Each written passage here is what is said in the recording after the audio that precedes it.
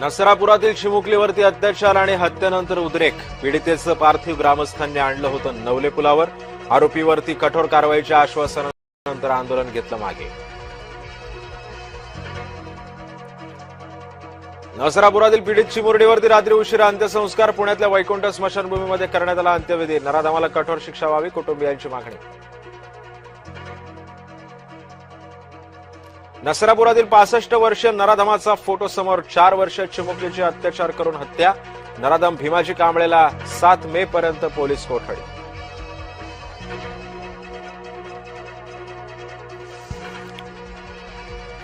नराधम कांबळेला फाशी द्या, पीडित कुटुंबियांची भेटीनंतर सुनेत्रा पवारांकडे मागणी.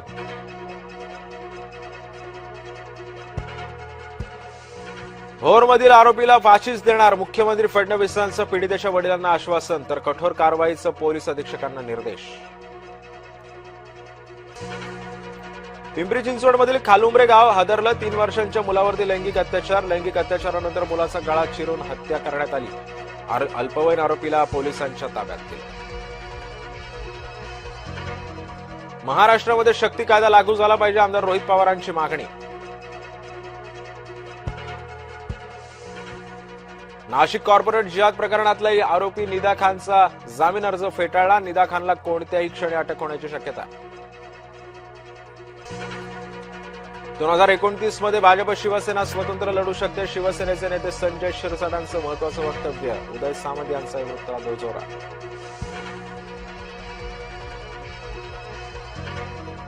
तिहेरी हत्याकांडानं सोलापूर आदरलं. दिराकडून वहिनीसह पुतण्या पुतणीची हत्या. संपत्तीच्या वादातून तलवारीनं केली तिघांची हत्या.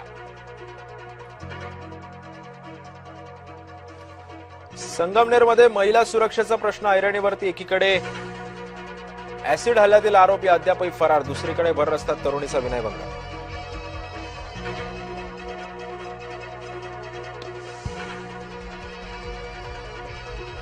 पंतप्रधान घरकुल योजनेतील पंढरपुरातील लाभार्थी आक्रमक. प्रशासन आणि ठेकेदारातील वादामध्ये हस्तांतरण रखडलं. कोणी घर देतं का घर म्हणायची लाभार्थ्यांवरती वेळ.